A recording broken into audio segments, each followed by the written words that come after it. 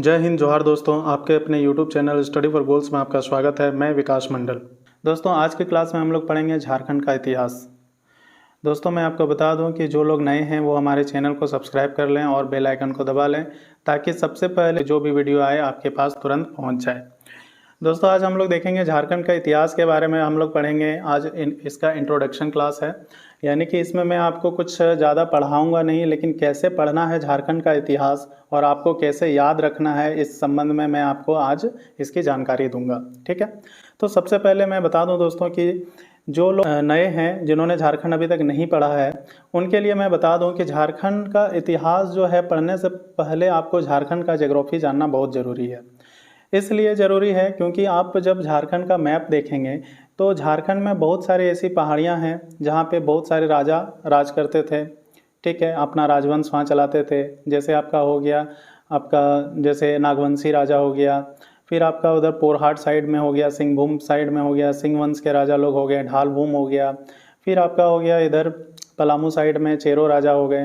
तो जब तक आपको झारखंड का ज्योग्राफी नहीं पता रहेगा, उसका डेमोग्राफी नहीं पता रहेगा कि किस किस क्षेत्र में कौन कौन से पर्वत श्रृंखलाएँ हैं, कहाँ कहाँ पे जंगल है और कहाँ कहाँ कौन सा जिला जो है झारखंड का कौन कौन सा जिला किस क्षेत्र की ओर पड़ता है, यानी कि उत्तर की ओर पड़ता है कि दक्षिण की ओर पड़ता है, पूरब में पड़ता है कि पश्चिम में पड़ता है।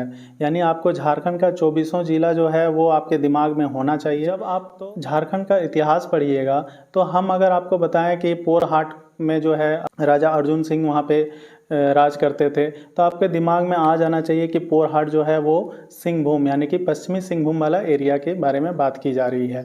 आपको जब मैं ढालभूम के बारे में बताऊं, जगन्नाथ ढाल के बारे में बताऊं, तो आपको ये दिमाग में आ जाना चाहिए कि वो किस क्षेत्र के बारे में बात हो रही है, कि ढालभूम जो है वो कहाँ पे है। तो अगर आप झारखंड का ज्योग्राफी यानी 24 जिला के बारे में आपको जानकारी है, पर्वत जो है उसके बारे में जानकारी है, पहाड़ के बारे में जानकारी है, नदी के बारे में जानकारी है, ठीक है। तो दोस्तों, जो लोग हिस्ट्री जो है फर्स्ट टाइम पढ़ रहे हैं उनको मैं बता दूं कि आप सर्वप्रथम जो है झारखंड का ज्योग्राफी पढ़ें। एक लाइनअप तैयार कर लें कि सबसे पहले आप ज्योग्राफी पढ़ें, फिर आप झारखंड का हिस्ट्री पढ़ें, फिर आप उसके बाद इकोनॉमिक्स पढ़ें, ठीक है, फिर राज्य व्यवस्था पढ़ें, और ऐसे करते करते करते फिर उसको आप एक लाइनअप में पढ़ेंगे तो आपको झारखंड पढ़ने में बहुत इजी लगेगा। लेकिन आप डायरेक्ट अगर आप झारखंड कभी पढ़े ही नहीं हैं, आप कभी फनी मुकुट राय के नाम नहीं सुने हैं, कभी प्रतापगढ़ का नाम नहीं सुने हैं, दुर्जन साल का नाम नहीं सुने हैं, आप कभी सुतिया पान का नाम नहीं सुने हैं, आप कभी मेदिनी राय का नाम नहीं सुने हैं, तो आपको फर्स्ट टाइम जब आप हिस्ट्री पढ़ेंगे तो आपको ऐसा लगेगा कि कोई चक्रव्यूह में फंसे हुए हैं, आपको कोई भी डाटा याद नहीं रहेगा ठीक से। तो इसलिए आप पहले ज्योग्राफी पढ़ें। ज्योग्राफी में आपको क्लियर हो जाएगा कौन कौन सा ज़िला जो है वो किस डायरेक्शन में रहता है, किस डायरेक्शन में पड़ता है, और कौन कौन से पर्वत श्रृंखलाएँ जो हैं, जैसे राजमहल की पहाड़ी कहाँ पे पड़ती है। फिर आपका हो गया कि कौन कौन से लोग उधर किस किस जाति के लोग उधर निवास करते हैं। ये आपको ज्योग्राफी में लगभग मतलब उतना ज़्यादा नहीं, लेकिन कुछ कुछ आपको वहाँ पे मिल जाएंगे। मतलब एक आइडिया हो जाएगा आपको पंचेत राज किधर है, मानभूम किधर है, ये आपको आइडिया हो जाएगा कि किस किस ज़िला में ये पड़ता है। तो जब आप हिस्ट्री अगर आपको मैं पढ़ाऊँ कि मानभूम के राजा के बारे में, पंचेत राज्य के बारे में पढ़ाऊँ, तो आपको दिमाग में ये क्लियर रहना चाहिए कि हम किस ज़िला के बारे में बात हो रही है, किस ज़िला की तरफ वो पड़ता है। ठीक है दोस्तों, तो जिस प्रकार आप बचपन से पढ़ते आ रहे हैं कि जैसे मौर्य साम्राज्य के बारे में पढ़ते आ रहे हैं, आप गुप्त काल के बारे में पढ़ रहे हैं, दिल्ली सल्तनत के बारे में पढ़ रहे हैं, मुगल काल के बारे में पढ़ रहे हैं, तो आपके दिमाग में एक ऑटोमेटिक जो है एक फिगर बना हुआ है, इंडिया का मैप बना हुआ है। अगर हम दिल्ली सल्तनत के बारे में बोलेंगे तो वो दिल्ली सल्तनत हो गया, यूपी हो गया, बिहार, मगध राज्य बोलेंगे तो बिहार हो जाएगा, पाटलिपुत्र बोलेंगे तो बिहार एरिया हो जाएगा। तो ऐसे में आपके दिमाग बना हुआ है कि हाँ ये चीज़ें जो है यहाँ पे घटना घटी है, वैशाली, राजगिरी वगैरह। उसी प्रकार आपको झारखंड का हिस्ट्री पढ़ने के लिए आपको झारखंड का ज्योग्राफी जानना बहुत ही ज़रूरी है। तो इसलिए जो लोग नए हैं या फिर जिनको समझ में झारखंड एकदम नहीं आता है, वो सबसे पहले झारखंड का ज्योग्राफी पढ़ें। वो आपको यूट्यूब पे मेरा जो है मिल जाएगा क्लास, वीके मंडल करके आप सर्च कीजिएगा यूट्यूब पे, या फिर स्टडी फॉर गोल्स करके आप सर्च कीजिएगा ज्योग्राफी क्लासेस, तो आपको यूट्यूब पे बहुत ही एकदम फ्री ऑफ कॉस्ट में आपको सारी चीज़ें जो है 1 से लेकर 16 क्लासेस की गई हैं आपको एक जगह पे इकट्ठा मिल जाएंगे। तो सबसे पहले आप ज्योग्राफी क्लास कीजिए, उसके बाद आप हिस्ट्री क्लास स्टार्ट कीजिएगा, ठीक है। तो हिस्ट्री क्लास चलिए आज हम लोग देखते हैं इसका सामान्य परिचय में। तो सामान्य परिचय में हम देखते हैं कि कौन कौन से क्षेत्रीय राजवंश जो है किस किस क्षेत्र में आपका पड़ते हैं। तो सबसे पहले हम इसका ज्योग्राफी में देख लेते हैं कि यहाँ पे देख लीजिए कौन कौन सा जिला किस क्षेत्र में पड़ता है। आपको यहाँ पे एक मैप दिख रहा होगा जिसको मैंने जूम किया है। तो आप यहाँ पे देख सकते हैं कि झारखंड का कौन कौन सा जिला किस और पड़ता है, कौन सा डायरेक्शन। तो सबसे पहले डायरेक्शन का चुनाव हम लोग कर लेते हैं। तो ऊपर में क्या है, नॉर्थ, नीचे में साउथ, इधर हो गया ईस्ट और इधर हो गया वेस्ट। ठीक है, तो जिन्होंने ज्योग्राफी क्लास मेरा किया हुआ है उनको इजीली समझ में आ रहा होगा कि कौन सा जिला किस डायरेक्शन में है, या फिर जो लोग जान रहे हैं वो अच्छी बात है, जो लोग नहीं जान रहे हैं वो लोग थोड़ा देखेंगे। तो ये देखिए संथाल परगना वाला एरिया है। ठीक है, यहाँ से यहाँ तक आ जाता है उत्तरी छोटा नागपुर प्रमंडल, फिर यहाँ से ये आ जाता है दक्षिणी छोटा नागपुर प्रमंडल, और ये इधर 3 जिला जो है पलामू, गढ़वा और लातेहार, ये आ जाता है आपका जाके कौन सा, पलामू प्रमंडल। और इधर आपका सिंहभूम, पश्चिमी सिंहभूम, पूर्वी सिंहभूम और सरायकेला खरसवां वाला भाग आ जाता है कोल्हान प्रमंडल में। झारखंड में कुल कितने प्रमंडल पाए जाते हैं, 5 प्रमंडल पाए जाते हैं। सबसे बड़ा प्रमंडल क्या हो गया, उत्तरी छोटा नागपुर। ठीक है दोस्तों, इसमें कितने जिले आते हैं, 7 जिले आते हैं। ठीक है, और उसके बाद संथाल परगना हो गया, इसमें कितने जिले आते हैं, 6 जिले आते हैं। फिर इधर हो गया आपका दक्षिणी छोटा नागपुर, इसमें 5 जिला आता है। और 3 जिला आपका हो गया पलामू, गढ़वा और लातेहार, ये हो गया आपका पलामू प्रमंडल 3 जिला, और 3 जिला इधर हो गया कोल्हान प्रमंडल में 3 जिला आते हैं। ठीक है दोस्तों, तो अब देखिए यहाँ पे कौन कौन से जिले आते हैं संथाल परगना में, साहिबगंज, पाकुड़, गोड्डा, दुमका, जामताड़ा, देवघर, ये हो गया आपका संथाल परगना वाला एरिया। उत्तरी छोटा नागपुर में देखते हैं गिरिडीह, कोडरमा, हजारीबाग, चतरा, बोकारो, धनबाद, और इधर हो गया आपका जाके रामगढ़। तो ये 7 जिला हो गया। फिर इधर हो गया आपका जाके दक्षिणी छोटा नागपुर में रांची, गुमला, लोहरदगा, सिमडेगा, खूंटी, और इधर 3 जिला इधर हो गया और 3 जिला है। तो सर्वप्रथम आप देख लिए कि यहाँ पे कौन कौन से जिले किस डायरेक्शन में आपका है, नॉर्थ डायरेक्शन में कौन सा है, ईस्ट डायरेक्शन में कौन सा है, साउथ में कौन है और आपका वेस्ट में कौन है। तो आइए हम इसका क्षेत्रीय राजवंश के बारे में यहाँ पे देख लेते हैं थोड़ा सा कि कौन कौन सा जो है लगभग। देखिए क्षेत्र राजवंश में हम लोग पढ़ेंगे मुख्य रूप से 3 राजवंश के बारे में जो बहुत ही इंपॉर्टेंट है। सबसे पहले हो गया आपका नागवंशी राजा, दूसरा हो गया आपका चेरो वंश, और तीसरा हो गया सिंहभूम वंश, सिंह वंश, सिंहभूम का सिंह वंश के बारे में पढ़ेंगे, जिसके बारे में मुख्य रूप से हम लोग पढ़ेंगे और एग्जाम में क्वेश्चन भी आता है। खासकर नागवंशी वंश के बारे में ज़्यादा फोकस हम लोग करेंगे क्योंकि उससे बहुत ज़्यादा क्वेश्चन उसी से आते हैं। ठीक है, तो हम लोग देखते हैं यहाँ पे कि कौन कौन सा क्षेत्र किस डायरेक्शन में पड़ता है। तो आप यहाँ पे देखिए, आप पहले फिगर वहाँ पे देख चुके हैं कि 24 जिला किस किस डायरेक्शन में पड़ता है। तो आप यहाँ पे देख के पता कर सकते हैं कि उस समय जब नागवंशी राजा था, यानी कि फनी मुकुट राय द्वारा 64 ईस्वी में, कब हुआ था, 64 ईस्वी में नागवंश की स्थापना हुई थी। ठीक है दोस्तों, 64 ईस्वी में नागवंश की स्थापना हुई थी। उस समय कहाँ पे अपना वो था आपका, इधर छोटा नागपुर खास में, ये हो गया नागवंशी राजा का क्षेत्र हो गया। ठीक है दोस्तों, इस एरिया में कौन रहता था, रक्सेल राजा, और रक्सेल के बाद कौन आया, चेरो आया। इधर कौन रहता था, सिंहभूम, यानी कि ये सिंहभूम एरिया है तो यहाँ पे सिंह वंश हो गया। यहाँ पे हो गया आपका मानभूम, जिसको आज के डेट में हम लोग क्या बोलते हैं, धनबाद, और उसके जस्ट नीचे में आते हैं हम लोग क्या, पंचेत। दोस्तों आपको पता होगा कि पंचेत डैम के बारे में, जो दामोदर नदी के किनारे बसा हुआ है। ठीक है, ज्योग्राफी में मैंने बताया है, तो जो लोग ज्योग्राफी पढ़ चुके हैं उसको इस समझने में इजी हो रहा होगा कि पंचेत राज्य आपका कहाँ पे पड़ता है, धनबाद के जस्ट थोड़ा सा नीचे। ठीक है, चिरकुंडा साइड में। तो यहाँ पे तुम्हारा कौन सा है, पंचेत डैम है। और पंचेत डैम देखिए, पंचेत राज्य से ही वहाँ पे नामकरण हुआ है उसका, पंचेत डैम। तो पंचेत राज्य आपका कहाँ पे है, धनबाद के आसपास ही है। तो देखिए सबसे पहले हम लोग उत्तर से देखते हैं कि यहाँ पे देखिए मुंगेर जिला हो गया, ये बिहार में भी है, फिलहाल अभी बिहार में है। देवघर आपका इधर पड़ता है, और इस एरिया, ये वाला एरिया आपको दिख रहा है, ये संथाल परगना वाला एरिया है। ठीक है, ये जो मैप है दोस्तों, ये मैप आपका कब का है, ये मैप है आपका क्षेत्रीय राजवंश, यानी कि जब आपका नागवंशी राजा था, चेरो वंश के राजा था, सिंह वंश से राजा था, सिंह। ठीक है, तो उस टाइम में जो है किसका किसका क्षेत्रफल कहाँ, यानी किसका साम्राज्य कहाँ तक फैला था, उसके बारे में मैं आपको बता रहा हूँ। ठीक है, तो नागवंश के बारे में सर्वप्रथम हम लोग देखते हैं कि ये जो एरिया है ये किसका, नागवंश का। ये कौन सा एरिया है, रांची वाला एरिया है दोस्तों। देख सकते हैं यहाँ पे रांची, लोहरदगा, इधर गुमला हो गया, इधर सिमडेगा हो गया, दिख रहा है आपको। तो ये देखिए इस एरिया में कौन है, नागवंशी लोग इसमें क्या करते थे, राज्य करते थे। फिर आगे हम लोग देखते हैं कि इधर नीचे में देखते हैं कि पोरहाट, देखिए यहाँ पे पोरहाट की श्रेणी है। ठीक है, उसके बाद नीचे यहाँ पे सिंह वंश है, यहाँ पे देखिए ढाल भूम है। ठीक है, यानी कि ढाल भूमि, जगन्नाथ ढाल के बारे में जो है अगर हम बोलेंगे तो आपको याद होना चाहिए कि ये पूर्वी सिंहभूम वाला एरिया है। फिर यहाँ पे देख सकते हैं ये मानभूम वाला एरिया है जो बंगाल से सटा हुआ है। फिर आप देख सकते हैं ये बीरभूम वाला एरिया है, ठीक है, पंचायत राज इन दोनों के बीच में है, ठीक है दोस्तों। और इधर क्या है, पश्चिम बंगाल है। आगे हम लोग देखते हैं कि ये देख रहे हैं कि ये जो गिरिडीह, जो खड़गडिहा राज्य आपको दिख रहा है, ये कौन सा एरिया है, गिरिडीह वाला।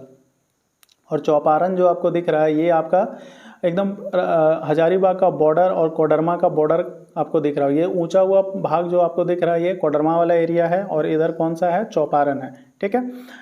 आगे हम लोग देखते हैं खड़गडिहा राज्य जो है वो किधर पड़ रहा है, आपका गिरिडीह क्षेत्र में पड़ रहा है, ठीक है। फिर आगे इधर देख लेते हैं, देवघर हो गया।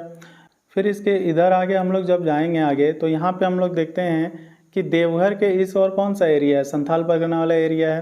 तो उस टाइम जो है क्या बोला जाता था संथाल परगना को, ये इसको बोला जाता था नरीखंड बोला जाता था, या दामिनो को बोला जाता था, जो राजमहल वाला जो एरिया है, ठीक है। और इसको जो है किचिंग कायला भी बोला जाता था। कब, जब ह्वेनसांग आया हुआ था तो ह्वेनसांग द्वारा इसको क्या बोला गया है, किचिंग कायला बोला गया है, ठीक है दोस्तों।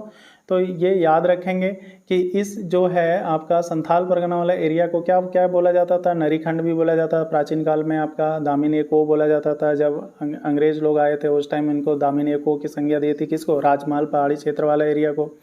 यानी कि राजमहल की पहाड़ी कहाँ पे है, संथाल परगना क्षेत्र में, ये याद रखेंगे, ठीक है। आगे हम लोग देखेंगे ये संथाल परगना, किचिंग कायला भी इसको ह्वेनसांग के द्वारा बताया गया है, ठीक है। तो ये एरिया क्या है, संथाल परगना वाला एरिया है। यानी कि आप अभी का अगर मैप देखिएगा तो जो ये उठा हुआ भाग है वो उस टाइम नहीं था, यहाँ पे इस मैप में नहीं दर्शाया गया है, लेकिन ये इस साइड में आपका पड़ता है, उत्तर पूर्वी दिशा में पड़ता है, ठीक है। फिर इधर हम लोग देखते हैं ये क्या है, गढ़वा पलामू वाला एरिया है, ठीक है। इधर क्या है, रोहतास का पठार है, यहाँ पे ये उत्तर प्रदेश इधर है, और इस साइड में आपका यहाँ पे बिहार है, ठीक है।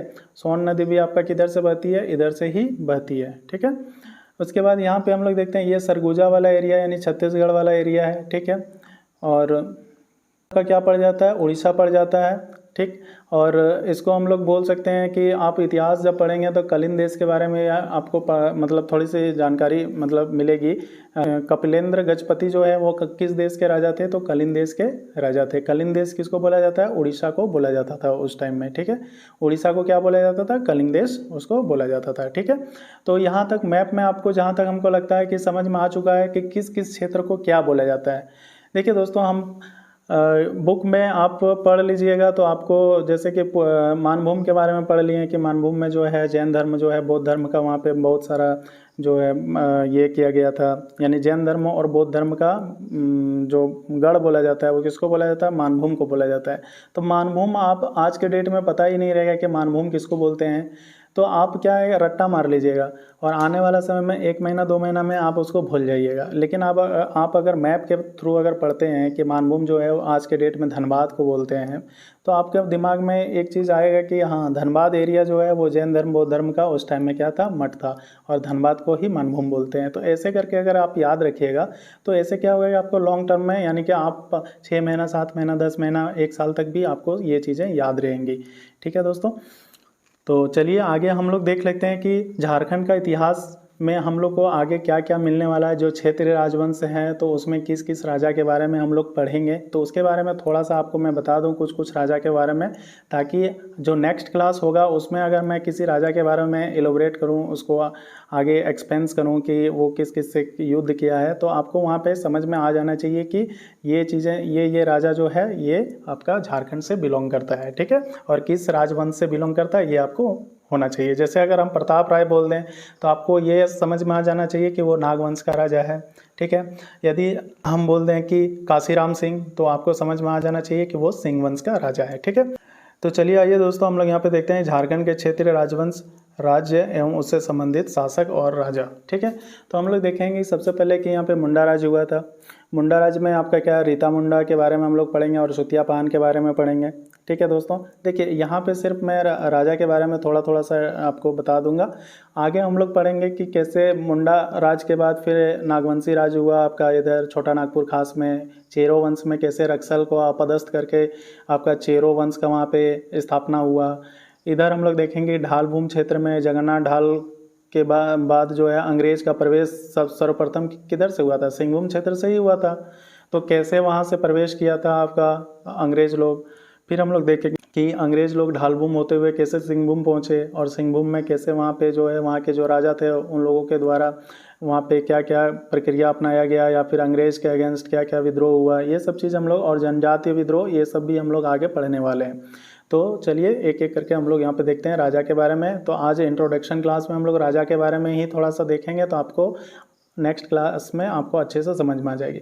तो मुंडा राज में हम लोग देखेंगे रीता मुंडा के बारे में पढ़ेंगे, सुतिया पान के बारे में पढ़ेंगे। नागवंशी राज में हम लोग क्या फनी मुकुट राय के बारे में पढ़ेंगे, जो नागवंशी राज का संस्थापक था और इसकी स्थापना कब की गई थी, 64 ईस्वी में की गई थी। और जब 1793 ईस्वी में आपका लॉर्ड कॉर्नवालिस के द्वारा स्थायी बंदोबस्त का जो नियम बनाया गया था, उसके बाद से नागवंशी राज खत्म हो गया। ठीक है, इसमें हम लोग देखेंगे नागवंशी राज में प्रताप राय के बारे में पढ़ेंगे, भीमकर्ण के बारे में पढ़ेंगे, शिवदास कर्ण के बारे में पढ़ेंगे, एनीनाथ सहदेव के बारे में पढ़ेंगे। इनके हम लोग इसके बारे में पढ़ेंगे कि इन्होंने जो है छोटा नागपुर खास में क्या क्या निर्माण कराया, किस किस के साथ युद्ध किया, ठीक है, कौन कौन सा मंदिर का निर्माण कराया, इस सब के बारे में हम लोग पढ़ेंगे। ठीक है, फिर हम लोग देखेंगे पलामू में हम लोग देखेंगे कि वहाँ पे रक्सेल वंश जो है उसमें आपका कौन कौन था, खरवार शासक जो था वो कौन था, प्रताप धवल के बारे में, इसके बारे में पढ़ेंगे। फिर रक्सेल वंश के बाद चेरो वंश आया, जो कब आया, 1572 ईस्वी में आया था, भगवत राय जिसका संस्थापक था। और इसमें हम लोग देखेंगे जयकृष्ण राय के बारे में पढ़ेंगे, चित्रजीत राय के बारे में भी आगे हम लोग पढ़ेंगे। इसमें हम लोग देखेंगे कि रक्सेल को जो अपदस्थ करके चेरो वंश की स्थापना हुई थी। ठीक है, इसके बारे में भी हम लोग आगे जाके पढ़ेंगे। फिर हम लोग पढ़ेंगे क्या, सिंह वंश के बारे में पढ़ेंगे। सिंहभूम का सिंह वंश दो शाखाओं में विभाजित था। पहली शाखा हो गया 8वीं सदी में इसकी पहली शाखा का उदय हुआ था, जिसका स्थापना किसने किया था, काशीनाथ सिंह ने किया था। ठीक है, और उसके बाद दूसरी शाखा जो है वो आपकी 13वीं सदी का प्रारंभ में, यानी कि 1205 ईस्वी में इसकी स्थापना हुई थी। और इसको किसने स्थापित किया था, दर्प नारायण सिंह ने इसको स्थापित किया था। फिर आगे हम लोग देखेंगे इसके अंतर्गत और सारे राजा आए। काशीराम सिंह आया, जो कहाँ पे, पोरहाट का राजा बना। देखिए पोरहाट के बारे में बताएं तो पोरहाट का राजा अगर बोलेंगे काशीराम सिंह, तो आपको समझ में आ जाना चाहिए कि वो कहाँ का राजा था, पोरहाट, यानी कि सिंहभूम क्षेत्र में ही पड़ता है एक पोरहाट एरिया, वहाँ का राजा था। फिर अर्जुन सिंह द्वितीय के बारे में भी हम लोग आगे पढ़ेंगे। ठीक है, फिर हम लोग यहाँ पे देखेंगे सरायकेला खरसवा, विक्रम सिंह के बारे में पढ़ेंगे, कैसे सरायकेला खरसवा का जो है उसकी स्थापना हुई, यानी कि वो राज्य बना। और सरायकेला जो है राज्य, उसकी स्थापना किसने की थी, तो विक्रम सिंह ने की थी। खरसवां राज्य, पहले ये 2 रियासतें थे, देसी रियासतें ब्रिटिश काल में, मतलब बिहार में जो है ऑल ओवर इंडिया में 512 देसी रियासतें थी, जिसमें से झारखंड से कौन कौन थी, यानी कि उस टाइम का बिहार से सरायकेला और खरसवां, मात्र यही 2 देसी रियासतें थी, जिसके बारे में आगे हम लोग पढ़ेंगे। ठीक है, उसके बाद हम लोग मानभूम के बारे में पढ़ेंगे कि 8वीं सदी के दूध पानी शिलालेख में इसका जो है उल्लेख किया गया है मानभूम के बारे में। फिर आपका 14वीं सदी के गोविंदपुर शिलालेख में इसका उल्लेख किया गया है कि मानभूम में राजाओं के अत्याचार और क्रूरता के बारे में पता चलता है। भूमिजों पर बहुत ज़्यादा क्रूरता जो है राजा वहाँ के राजाओं द्वारा किया गया, तो उसके बारे में जानकारी हमको मिलती है किसमें, गोविंदपुर शिलालेख। और इसका संबंध किससे है, मानभूम, और मानभूम को आज के डेट में क्या बोलते हैं, धनबाद। ठीक है, आगे हम लोग देखेंगे पंचायत राज। ठीक है, पंचायत राज में हम लोग देखेंगे मानभूम के दक्षिण ओर में ये स्थित होता है, और ये वहीं से जो है मानभूम में जब राजाओं का अत्याचार बढ़ गया तो वो फिर भाग के कहाँ पे चले गए, पंचायत में, और वहाँ पे पंचायत राज का निर्माण कराया। और ये सर्वाधिक शक्तिशाली राज्य बना उस टाइम में। और वहाँ का राजा कौन था, गोमुखी, यानी गोमुख वंश के राजा थे। ठीक है, वहाँ पे। उसके बाद हम लोग देखेंगे रामगढ़ राज्य के बारे में कि बागदेव सिंह इसका संस्थापक था। फिर उसमें हेमंत सिंह, दलेल सिंह, तेज सिंह के बारे में पढ़ेंगे। रामगढ़ राज्य में आपका आज के डेट में हजारीबाग जो एरिया है, पदमा हो गया, इधर हो गया आपका बड़का गांव हो गया, और रामगढ़ राज्य, यानी कि आज के डेट में हजारीबाग से रामगढ़ अलग हुआ, लेकिन उस टाइम जो था जब आपका नागवंशी राजा लोग रहता था, तो उस टाइम जो है हजारीबाग नाम करके कोई चीज़ नहीं था, उस टाइम रामगढ़ राज्य ही था। ठीक है, रामगढ़ राज्य के अंतर्गत वो सारे चीज़ आता था। आगे फिर हम लोग देखेंगे खड़गडीहा राज्य, जो आज के डेट में हम गिरिडीह एरिया जो है वो आपका क्या है, खड़गडीहा राज्य को दर्शाता है। हंसराज देव जो है इसके संस्थापक थे 15वीं सदी में। फिर ढालभूम हम लोग देखेंगे जगन्नाथ ढाल, जो आज के डेट में पूर्वी सिंहभूम, उधर बहरागोड़ा हो गया, घाटशिला के थोड़ा सा आगे हम लोग जो एरिया है वो ढालभूम वाला एरिया है। फिर पोरहाट श्रेणी हम लोग देखेंगे, जो आपका कहाँ पे है, चाईबासा के नॉर्थ और वेस्ट जो है उसके बीच में, यानी नॉर्थ वेस्ट डायरेक्शन में, यानी कि ये अगर चाईबासा है तो इस साइड में आपका क्या है, पोरहाट की श्रेणी है, और वहाँ पे उसके बारे में हम लोग आगे पढ़ाई करेंगे। तो चलिए दोस्तों, अब हम लोग देखते हैं कि झारखंड जो प्रतियोगिता परीक्षा में जैसे जेपीएससी हो गया, जेएसएससी में झारखंड के क्षेत्रीय राजवंश से किस प्रकार के प्रश्न पूछे जाते हैं उसके बारे में थोड़ा सा हम लोग देख लेते हैं। आगे क्लास में भी आपको मैं जो प्रीवियस ईयर क्वेश्चन है उसको भी कराते जाऊँगा। तो यहाँ पर कुछ क्वेश्चन है, 1-2 क्वेश्चन है, उसके बारे में हम लोग देख लेते हैं, ठीक है। तो मुगलों के समय झारखंड प्रदेश को किस नाम से जाना जाता था? देखिए ये 7th to 10th जेपीएससी यानी 2021 का जो जेपीएससी हुआ था उसमें पूछा गया है कि मुगलों के समय झारखंड प्रदेश को किस नाम से जाना जाता था। तो इसका आंसर क्या है? कुकरा। तो इसके बारे में भी हम लोग उसमें पढ़ेंगे कि किस किस टाइम में, कि कौन कौन सा पीरियड में या फिर किस किस सल्तनत में झारखंड को किस नाम से जाना जाता था। अशोक के टाइम में किस नाम से जाना जाता था, जहांगीर के टाइम में, आपका अकबर के टाइम में हो गया, फिर आपका हो गया प्राचीन काल में क्या बोला जाता था, समुद्रगुप्त का प्रयाग प्रशस्ति में क्या बोला जाता था। तो इसी तरह हम लोग देखेंगे पुराण में क्या बोला जाता था। बहुत सारा इसका नाम है, इस बारे में हम लोग ट्रिक के माध्यम से याद करेंगे, ठीक है। फिर आगे हम लोग देखेंगे कि दूसरा क्वेश्चन क्या है। ये भी आपका 7th to 10th जेपीएससी 2021 में पूछा गया है कि उस शासक का नाम बताएं जिसने नागवंशी राज्य की राजधानी सुतियांबे से चुटिया स्थानांतरित की थी। तो आपके पास ऑप्शन है भीमकर्ण, प्रताप राय, दुर्जन साल और प्रतापकर्ण। देखिए अभी तो आपको पढ़ाए नहीं है, आपको पता नहीं होगा। इसका आंसर क्या होगा? बी होगा, यानी प्रताप राय। इन्होंने सुतियांबे से कहाँ पे, देखिए फनी मुकुट राय था जिन्होंने नागवंशी राज्य की स्थापना की और अपनी राजधानी क्या बनाई थी? सुतियांबे। और जब प्रताप राय आया तो उसके बाद सुतियांबे से इसकी राजधानी चेंज करके कहाँ पर ले आया? आपका चुटिया ले आया, ठीक है। फिर आगे हम लोग देखते हैं क्वेश्चन नंबर 3 में, नागवंशी शासक राजा दुर्जन साल ने 1628 ईस्वी में मुगल सम्राट जहांगीर को वार्षिक कर देना स्वीकार किया था। तो वार्षिक कर की राशि क्या थी?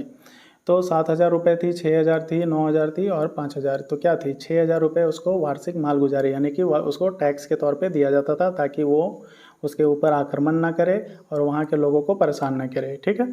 तो अभी के लिए इतना ही। तो दोस्तों बस इतना ही कहूँगा कि जो लोग नए हैं वो पहले ज्योग्राफी का क्लास कर ले। मेरा 1 से 16 क्लास है जिसमें आपको पूरा ज्योग्राफी मिल जाएगा, ठीक है। उसको करने के बाद उसमें पूरा ये एकदम मैप के थ्रू आपको पूरा एलोबरेट करके बताया गया है। एक जरा भी आपको कहीं पे डाउट नहीं होगा, आपको इजीली समझ में आ जाएगा। उसके बाद आप हिस्ट्री का क्लास करें मेरा।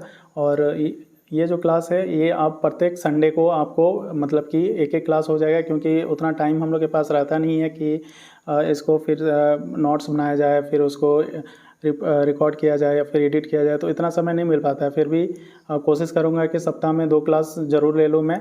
लेकिन अगर 2 क्लास नहीं होता है तो संडे प्रत्येक संडे को ये वीडियो हिस्ट्री का क्लास आते ही रहेगा। तो अभी के लिए जय हिंद, जय भारत।